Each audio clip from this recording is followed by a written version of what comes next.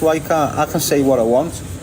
The minute if a company comes into you and goes to you, yeah, we'll give you 20 grand a year, sponsor you, we'll give you 20 grand a year. You can't say certain shit that can affect that business.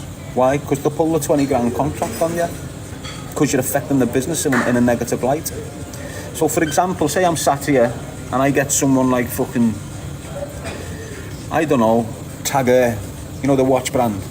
Say I get someone like Tagger, it's just hypothetical. If I get Tagger coming into me, and Tagger's business is built around like liberalism, you know, DEI initiatives, all this mad shit, and then I come on a live feed and start going like this, which is against like the image of you. Like, they can tell me, listen, don't talk about that no more. What do you mean? We'll whip your contract. And what you've got in society with these podcasting people is agencies that are put there to do that. And what they'll do, they'll come into these people and they'll go, bang, can we sponsor you? We'll give you 25 grand a year. The first year, don't moan about nothing he's saying. Second year, don't moan about nothing he's saying. Third year, don't moan about nothing he's saying. Bang. My man is now used to that 25 grand each year. He's paying mortgages off, he's paying car finances off, he's going on holidays, he's enjoying life with this 25 grand contract. The people that are giving them the 25 bags haven't said nothing for 3 years on purpose. They've got him used to it. You know, it's entangled in his payment bills and all this shit now. So 3 years later, when he starts speaking about a topic they don't like, they can go, yo, shh. What do you mean? Don't speak about that, it's bad for the company. We'll have to pull the contract on you if you continue to do that. Because that podcaster's got that money all mixed up in his mortgage and his car and his bills and his tuitions and all this mad shit. He's stuck. He's got to just shut up and do as he's told. And that's the same with certain fighters, certain music artists, certain actors. And it's the same agencies that have got all these influential people on their books, and it's exactly the same process for the Paddy Pimblets. Or I just use Paddy Pimblett as an example, not because, but you understand what I mean. I'll tell you now, people like Paddy Pimblett, people like just other scousers that are in the public sight, they would be screaming a lot fucking more about the shit that's going on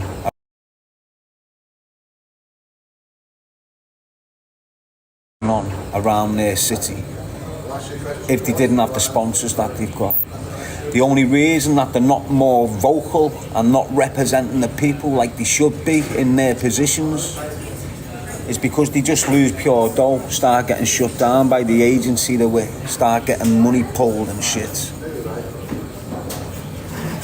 That's why you don't hear all the big famous people from your city moaning about what's going on. It's not that they can't see it. It's not that they can't see what's going on. You can't like what's going on. It's not that they like it. It's just that they can't say nothing, because if they do, the money gets took.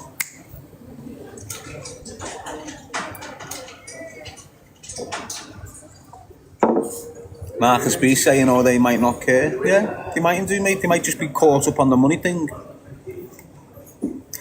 Well, they don't care, do they? What's more important to you? Screaming about the grooming scandal in your city? Or your contract? You're already a multi-millionaire. What's more important to you? Protecting your women and children? Or sitting on that stage thinking you're famous? So yeah, they care about other things than what they care. They just don't care about the proper things in life. Humans.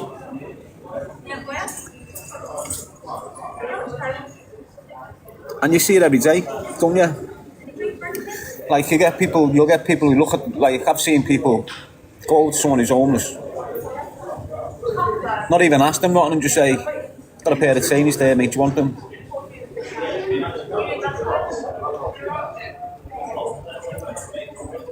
When it should be. How are you, lad? Have you been washed? Have you had food? You okay? Did you sleep? Then, looks like your trainees are fucked, mate. Do you need a pair of trainees? Do you understand what I mean? And you just think, so what help did you give him there? Like, I've had people getting on me behind the scenes, and they're dead kind-hearted people, and they just, can I send you this, can I send you this? And I'm just like, well, go on then. But then I say to them, I don't need this type of help off you. I need emotional support. I don't need financial support. I can live on the bare essentials. And that's what people seem to think money is now. Oh, he's in a bad place, give him some money. Oh, look at him, give him some money. You see the kid who's a scruff on your estate, looks a bit dirty, hasn't fed, and you go, oh, do you want some money, lad?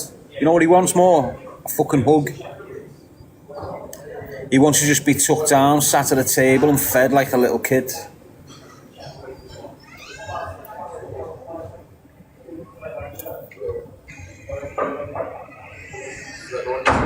Darren, people do stuff through self-interest. Yeah, but that's not... You get a lot of fake people out there that believe and go out on purpose and purposely act kind, thinking what you put out you get back. The natural shit you put out, the natural shit you'll get back. If you're deliberately trying to affect, like, the universe, it doesn't work for you. You've got to just flow. I spoke about this on the Hodge the podcast. I spoke about this on the Hodge podcast because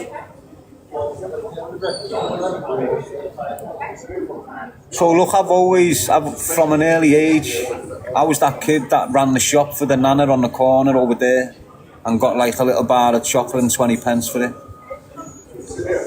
I was the kid that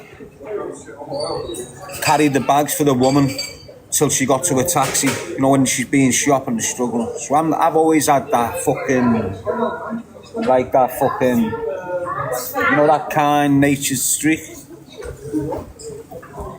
So when I'm being kind out the heart. I'm not deliberately. I tried it once. Well, I never tried it. I just thought what I normally do years ago would fly around on my lives and just picture everything. And I've been on my bike flying. I went past the phone box, and the phone box was covered with cardboard around the bottom. So I've slammed it. It's about 5:30 in the morning. I'm on a live feed in Birmingham, coming out to the gym. 2 or 3 years ago, and I haven't done it since, to be honest. There was another time, but I'll discuss that in a minute. So I've opened this phone box and the kid's there and I'm recording it, and I'm just being kind, pulling my money out and going, yeah, lad, get the fuck, go and get yourself some more food. And then I just thought to myself, I just felt so uncomfortable, because I felt like, oh, I've got yous on the camera, I'm being kind to him, and I'm only being kind to him to make out to yous that I'm kind.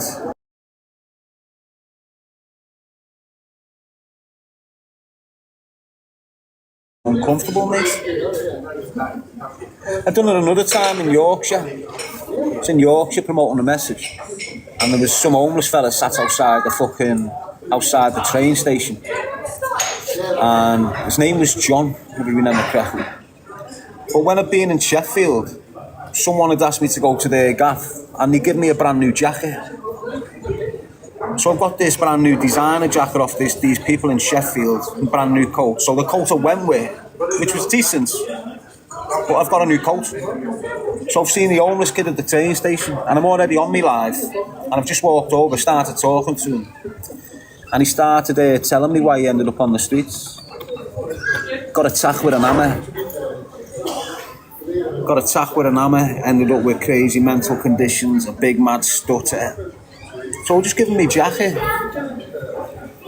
But then I felt like a cunt. So we don't do it no more. But the point I'm making is this. If I deliberately go out this door, see someone homeless and think to myself, right, get my phone out here, to get a few quid, to go over and be kind to him. That's not kindness. Do you understand what I'm saying to you? That's not, you will get nothing back off that. That's not an act of kindness is walking down the street, seeing that old woman fall over. You, as a kind person, would rush over to pick her up and make sure she's all right. The unkind person would walk straight past. You, as a kind, considerate man, would see that woman getting pushed up against the wall with hands around her throat. You would go over because you're considerate and kind. That cunt that just walked past is not considerate and kind. So there's natural forms of kindness, and then there's deliberate acts of kindness.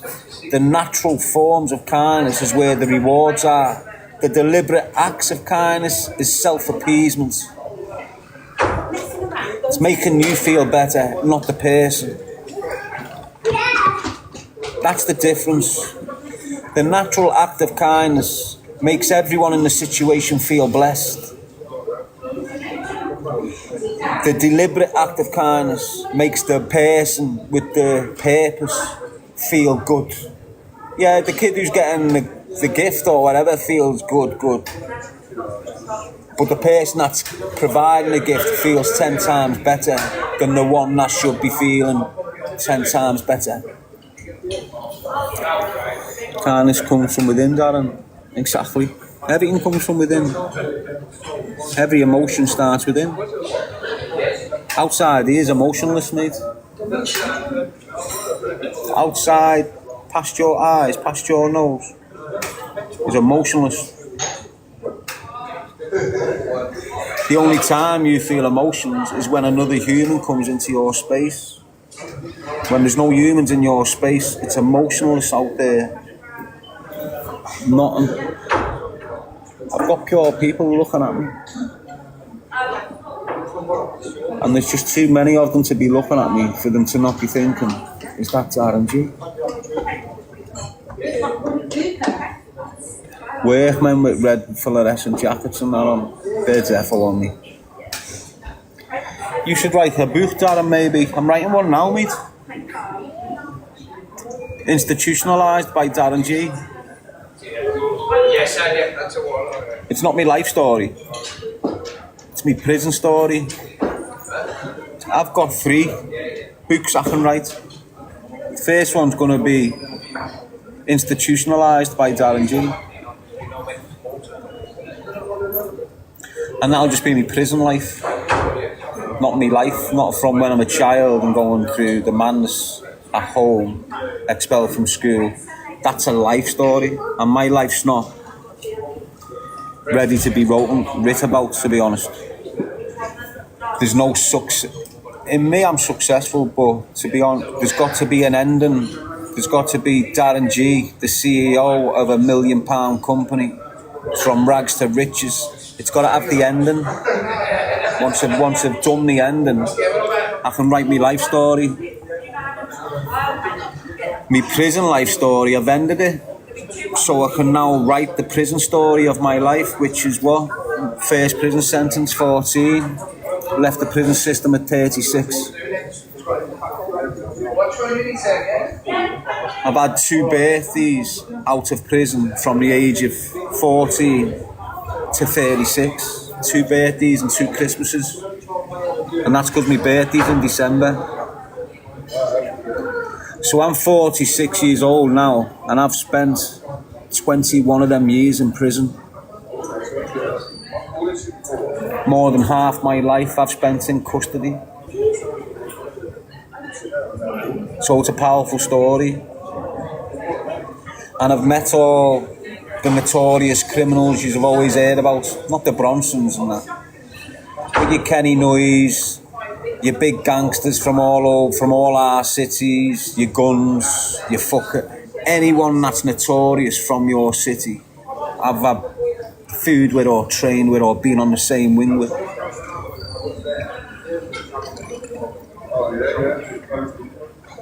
The only difference with me and 90% of all them people I've met in there, I was able to change.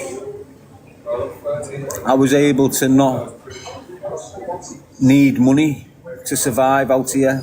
And that's what happens with the majority of drug dealers. They get accustomed to a pattern of a lifestyle that when they go to prison, come back out, they're trying to live off 320 quid a month. They just can't do it. It's hard. It's fucking hard, mate. But I've done it.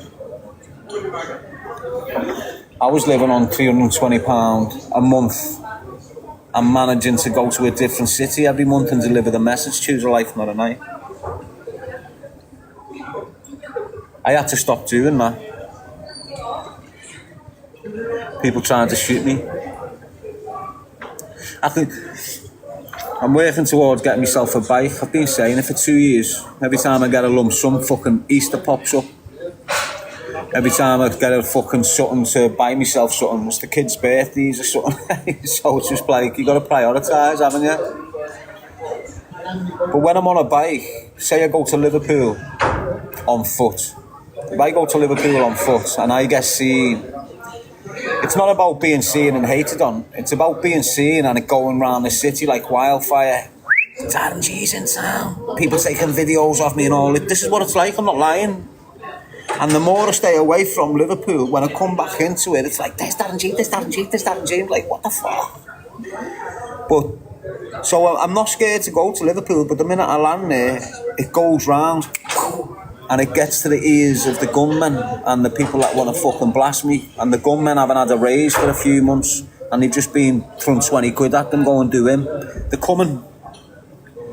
20 bags, they're coming. Do you understand what I mean? But when I'm on foot, if I get seen by the McDonald's, it takes me fucking 5 minutes to get round the corner and up the road. 10, 15, because I've got to walk. If I'm on a bike and I get seen by McDonald's, 2 minutes later, I'm a quarter of a mile away. Do you get what I'm saying? So they can come to there, but I'm a quarter of a mile away 2 minutes later, 3 minutes later. That's why I need the bike.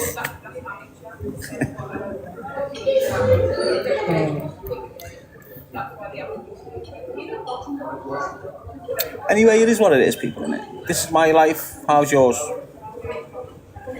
Am I happy the way my life's going? In some areas, yes. In some areas, no. Can they be fixed? Can they be, can things change here for me to make them things that aren't so good better? Yeah, they can. And I can only change that shit by way of choices. The choices I make going forward. The people I let come into my business outlet. The decisions I make regarding this business. Who do I want involved with this? Is this employer? They're going to be your friends, but you treat them in your mind as a business. Is this employer truthful? Can I trust this employer with the till open if I go out for a few hours? That aspect of things. Music feeds the soul. My daughter's waiting for a kidney, Darren. Why don't you give her one then, lad? If my daughter needed a fucking kidney, I'll be giving her one of mine. No questions asked, mate. Why aren't you? How do you stay on the low? I don't. What do you mean stay on the low, lad? I'm in your face every day. I'm out and about every day. I ignore fucking helmets that can't leave Spain.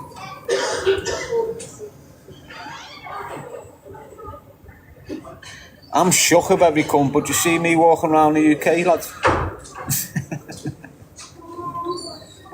Anyway, I'm not arsed. What type of bike do you need? Do you know what? I've had this very kind woman on here. And I've had another woman that's been supporting me for time. Boss woman she is. I'd be fucked without this woman. She's like a mother figure in her own little way. I've had quite a few women coming in acting like mother figures over the years and then disappearing.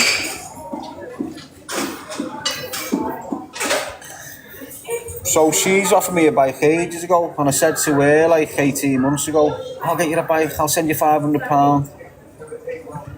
And I weren't being ungrateful, I just said, no, I want to try and get it myself. But I haven't managed to get it. And then in the last week, another woman's come on to me. Oh, I've heard that you need a bike. Can I put the money in your PayPal? How much do you need? I said, the bike I want's too dear. She went, don't worry about that. Tell me what you need and I'll send it. And I'm just like, no. Just no, la.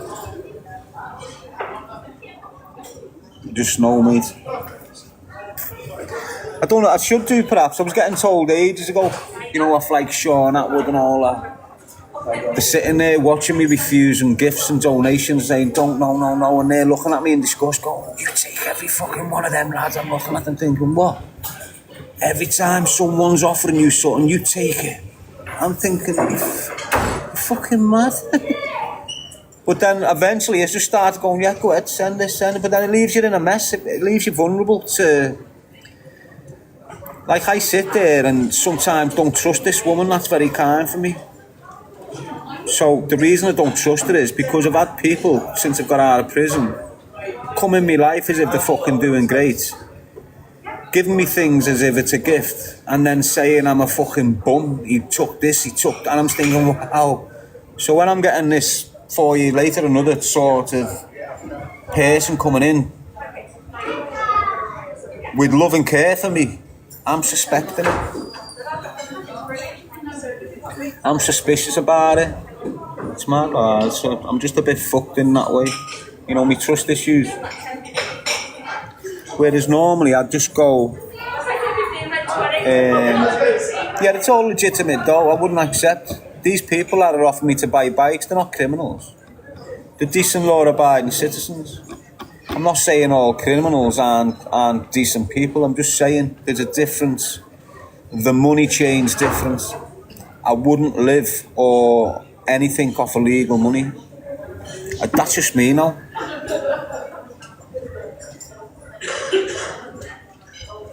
I wish I'd never got fucked up on the money thing when I was a kid.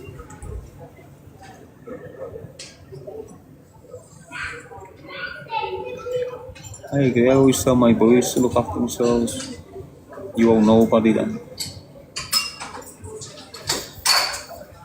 It's horrible, you know, when you're a man and you have children and you can't provide. It's weird, mate. It's like these are all new types of feelings for me because I had my kids at a late age, didn't I? I had my first kid when I was 40, no, 42, and then I had my second kid when I was 43 or 44. So I've not really handled them sorts of demoralising situations where you can't provide for your kids. It's fucking horrendous, mate. As a man, lad, it ruins you. You know when you can't... Some of you might be going through it now. Some men might be going through it where they feel like they haven't done enough for the kids and shit. You haven't provided enough for them, and it fucking ruins your mentality if you let it.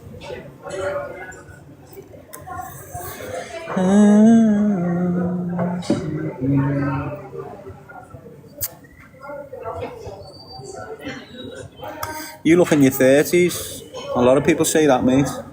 It's the clean living I've done most of my life. In prison, mate, I was just like... disciplined to fuck, mate. Disciplined to fuck.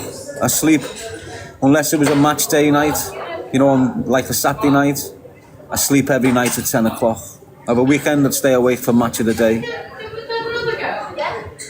I'd be up at 5 o'clock every morning. By 5:30, I'd be doing a bodyweight circuit in my pad. I'd be breakfast, washed and dressed for when the cell door opens every fucking morning after my circuit. I do what I need to do, my phone calls, because I'm a cleaner, 9:30, I'm going to the gym again. Come back, because I'm a cleaner on the survey, having the best healthy scan you can get in the prison. Bang, back to the gym at 2 o'clock. Back, best food you can get in there, sleep. Read, sleep. That was me, every day, every night for 10 years. Got out, fuck's sake, mate. Just fucking lost, like... It's the police and probation that done it to me, to be honest. They didn't want me to fucking be successful. Do you understand what I'm saying? They didn't want me to complete my licence. They didn't want Darren G to be a success story. So they went out the ways to make me antisocial. I'm convinced I'm under prevent. You know this fucking organisation that you're hearing responsible for all these kids that are going on lone wolf missions? I'm convinced they've been monitoring me since I got out of custody. Convinced. I'm convinced some of the shit that they've done was to isolate me away from certain things.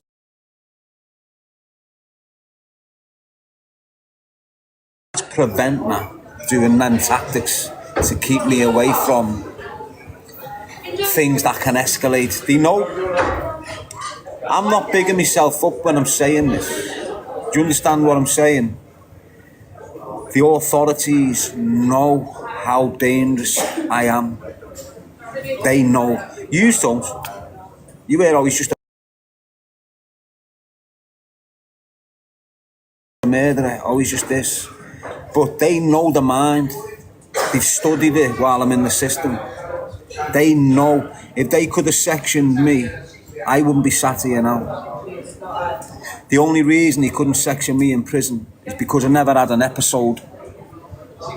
If I would have snapped in prison and started going off on the wing, they would have just come in, liquid cosh, sectioned, and that was me finished.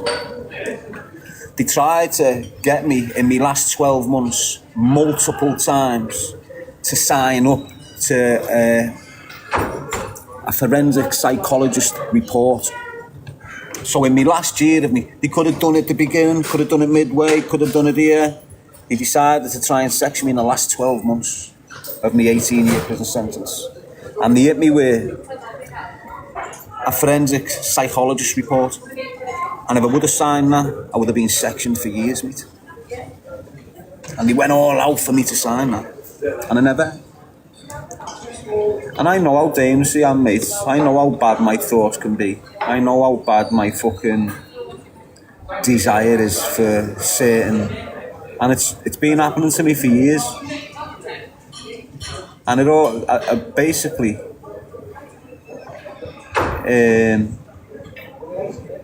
it's always been like, when I was a kid, it was IRA mentality. And then, when I'm going in the prison system, and shit like this, my anti-authoritative stance and position towards governments is amplifying over the years. And then, as I'm growing up, I'm getting introduced to, in prisons, the prisons I'm going to, and I'm doing my jail with very extreme Muslims. So I'm sitting with people eating my food, who eat the food with the fingers and sit there with the bare feet at the end of the wing. This is how deep these Muslim kids who I was mixing with was. You've seen some of them come out later on in mad videos and shit. So while I'm round then, I've got the common cause mentality with these kids. With these kids of Islam, I've got that common cause, what? Anti-government. So I'm sitting amongst these, appreciating their narrative towards the government, which is dangerous. For years, I've got these kids round me. When I get out, a pack of kids come in, round me, from different angles. Not really told this story, I've touched on it a bit. And these three kids were what you'd call members of the Muslim Brotherhood. The Muslim Brotherhood is a very powerful Islamic militant group around the world, and it's all over the UK, right? Now these three kids, they're in the public eye, some of them aren't. But one's coming here, started digging, planting, making me. I've met someone else who I thought didn't know this kid. You know, making me more extreme, putting me on that path of martyrdom, basically. Another one's came in here. Now the difference was, two were from that place, one was from that place. So I didn't correlate that they knew each other. So I met one in that area a year ago. And then a year later, for some mad reason, I've met these people. They've moved to me. Why? Because they've been listening to what I'm saying on my YouTube from years ago. I'll do this to myself. They must have been hearing that and came in like a group, as if they didn't know each other, like different entities, saying the same shit, encouraging the same mindset, encouraging the same actions, pushing it into me from three different directions. I only got on what they were doing when the kid who was like the number one, like the main one that was turning up every day, getting me in his car, going for food, he slipped up when he was on the phone to his bird, because I'd been with the other kid and he was talking about selling his car and what type of car it was and shit like this. And now I'm with this other kid that's not meant to know this kid, and he's talking about the same car and he's buying it off his cousin and it's going to his sister. So I've got on that, I went, thought you didn't know him? And then that was it for me. That put me on it. And that was only 2 years ago, where kids have come in on me expecting me to be fucked up that much that I'll run in there and do some mad atrocity. One of the same kids ended up in a synagogue in California. One of the same kids that was coming in, pushing this madness into me. There's four of them actually, when I think about it. But he asked me to go with him. I was going to go with him. If I could have got my passport, then I would have went to California with this kid and probably done what he was doing. That's how mad I was gone with this group of fucking Islamists that still exist in this country now. Mad. And it's not bullshit, I'm telling you the truth. But if you look at if you go and look up Malik Akram,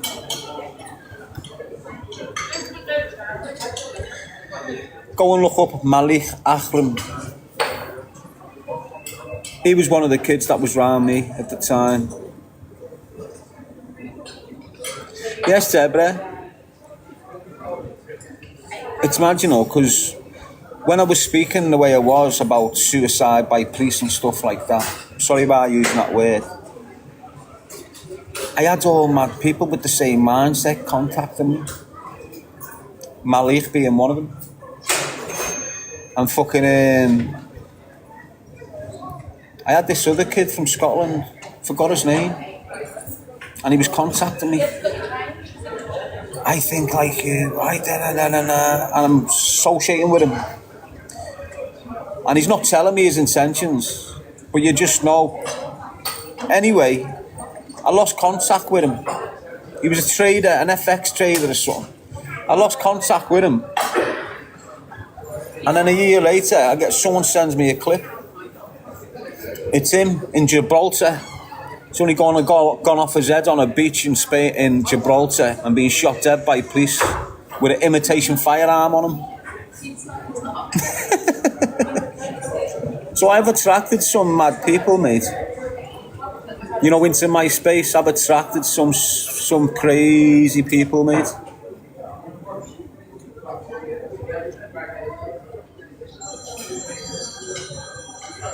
Well, go on then, I'm going to go. Done a little 2-hour live feed there. I've outstayed me welcome here. I think I'm in the locals corner. They're all looking at me, who's she doing on our table? Peace out till 5, shouts. I'll go and do what I've got to do, and then I'll come back on a live later. Have a nice morning, whatever you're doing, people, yeah? You know, you need good people around you. I just need me kids. And me kid's mother around me, mate. I'm in supported accommodation. And just like I can't afford a fucking bike, I can't afford to move. I can try, I've tried to get a flat, universal credit. They just don't want to know. And then people who are interested, because I'm applying across my Facebook, everything's going sweet, and they just must realise, wow, this is Darren G, can't be putting him in there, mate. What if he gets burned, what if he gets shot, or just there's just mad shit that's preventing me being what I want to be. And it's money. I don't need it, but to become what you want to become, you need it. And I'm not begging, I'm not dropping in, I'm not doing all this shit. I'm just telling you how it is.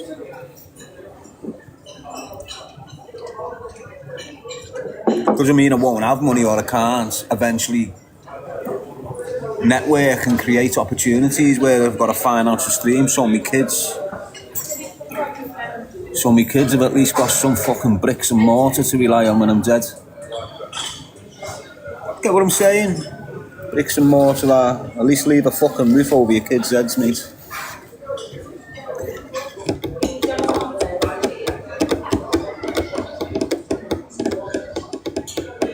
If there's anyone out there, this doesn't matter where you are in the country, you know, you mightn't be involved in social media or shit, but you might have accommodation there what's decent.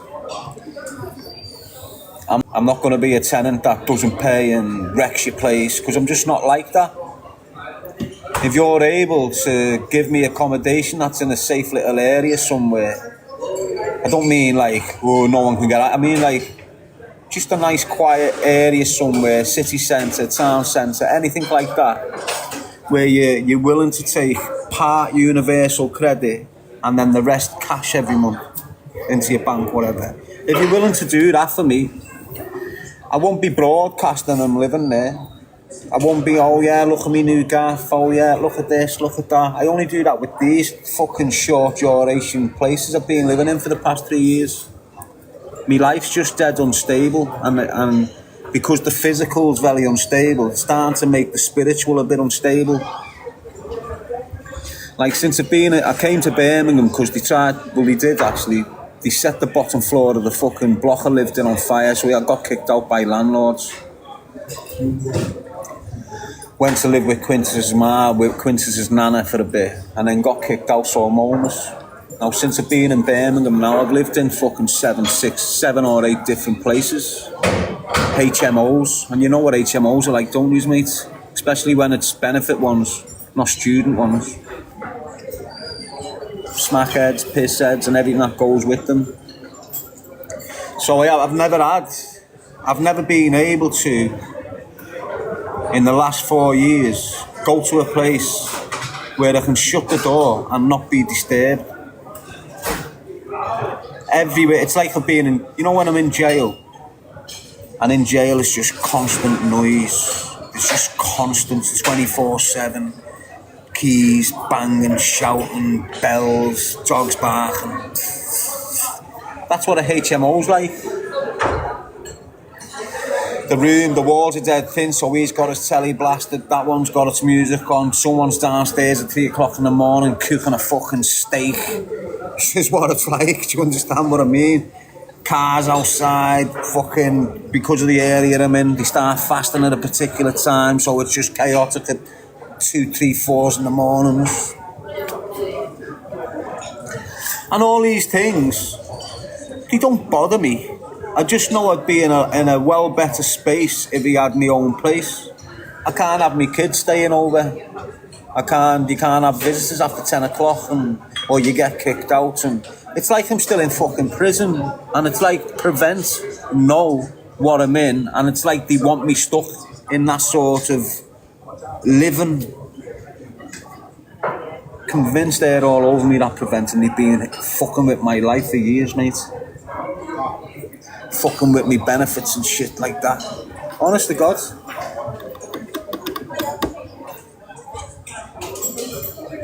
So, look how happy I am most of the time, right? And once a month I'll get to see my kid, and I'm fucking over the moon. Imagine what it'd be like if I was waking up to me if my kid was staying in mine for the weekend with a man. Just these little things ain't gonna improve me. They're definitely gonna come my way. They're definitely coming. How they come I don't know, but they're definitely fucking coming. I'm gonna have a nice place where I can call home. It mightn't be bought, I mightn't own a gaff, but it's a fucking home to me. I'll be able to get me kids, instead of coming up for 2 hours and having to drive back for 2 hours and spending fucking £200 on a day with me kids. They can come up and just not spend money and just live in my room, in my fucking flat, can't they, for the weekend? So all that'll happen, mate. But as I say, if you've got someone out there who you know, I'm a decent kid. I'm not there to ruin your property. Your bills will be paid on time all the time. Your neighbours won't hear me because I won't be treating that place like, oh, I can just blast music all night. Do you understand? I've got people offering me dogs. Well, I've got one person who's offered me a boss dog. I can't have that dog because I'm in a place where you can't have a fucking pet. And the dog's like one of them proper protection dogs. Like an Alsatian. Proper quality dog where you go, fetch. Anyone comes near your kids, protect them. I don't want it on an insecure thing, the dog. I just want the dog as a way of me kids. Them Alsatians are probably the best dogs you can get to protect your children and guard your property. Better than any XL bully, better than any pit bull, better than for a dog that's going to protect you, your children, your property. An Afghan fucking Alsatian or whatever they're called. They're the best. Yes, Smithy dog. Emma. So someone's offered one of them already. I've said yet, like. But they're very expensive, aren't they? They're very, very, very expensive dogs then. And if you've got a fellow Scouser willing to say to you, look lad, do you want a dog, mate? You must be doing something right. You must be doing something right. It's not a drug dealer breeding XL bullies.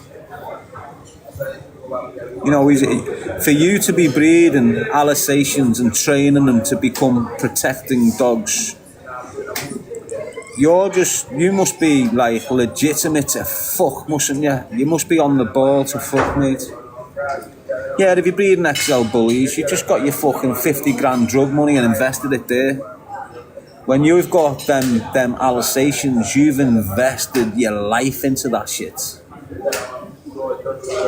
You know, like a proper breeder, proper dog breeder, not someone that's just tapping into clean money and overbreed that poor animal.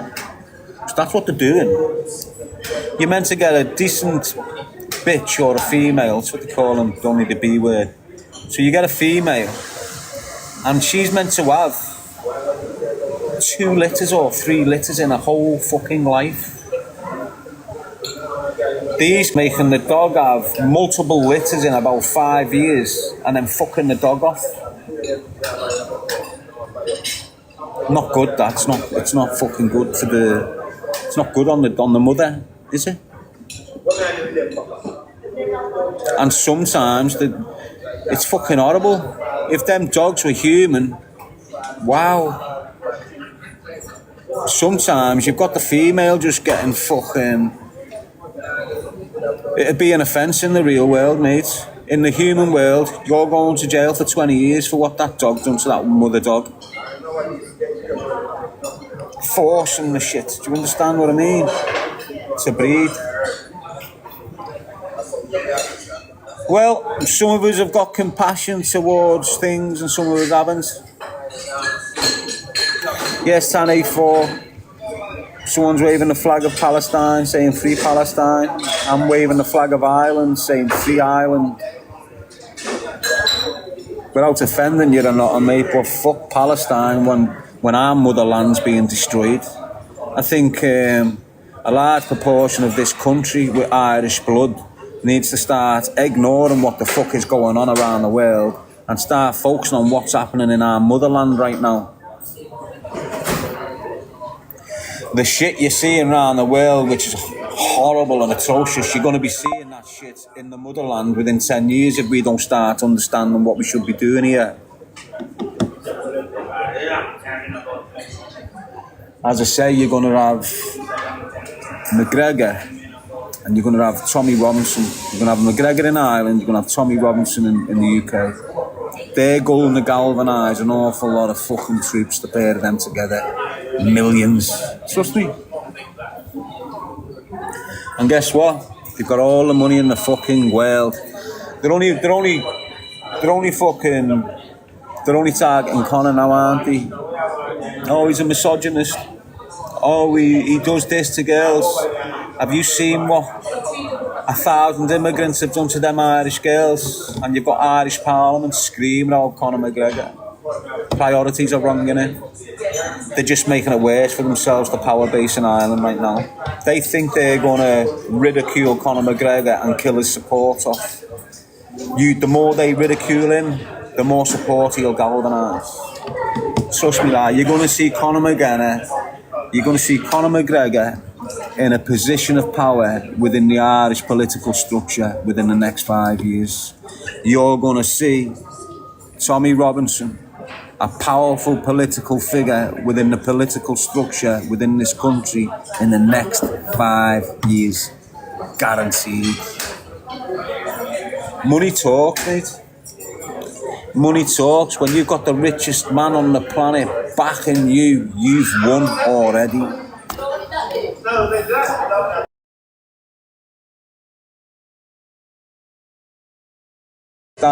Free Syria, free Sudan, free Yemen, free Ireland.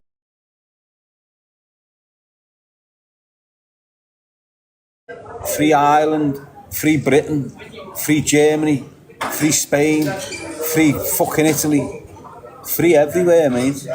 For me, free fucking Ireland. Free Ireland. If you want to wave a flag, wave a fucking Irish flag. I don't see all these people waving flags for Ireland.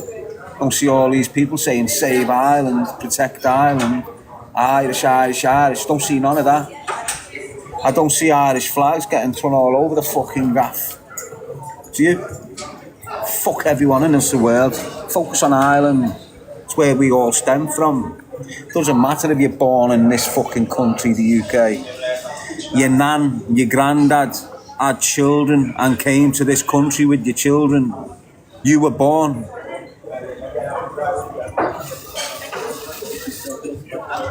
The UK is more Irish than what it is fucking English, unfortunately for people. If you're Irish English, there's nothing wrong with that, mate. I'm Irish English. Why? Because I'm Irish blood, born in England. I'm Irish English. Do you understand what I'm saying? And there's thousands of yous out there who are Irish English, regardless of your skin colour. Regardless of your skin colour. There's loads of yous, Irish English people. That's who fucking dominate these shores. That's who dominate this land. The Irish English people. No fucking foreigner. No fucking faith that thinks they're a race. We're the stock and bottle of this whole fucking United Kingdom. Imagine if the Irish English united. Irish Scottish. Irish Welsh. Imagine if we all united. They've got no fucking chance against us, mate. And with people like Conor McGregor and other individuals like him leading the way, trust me, we've got fuck all to worry about. If we have a fight in 10 years, we'll win. We'll win.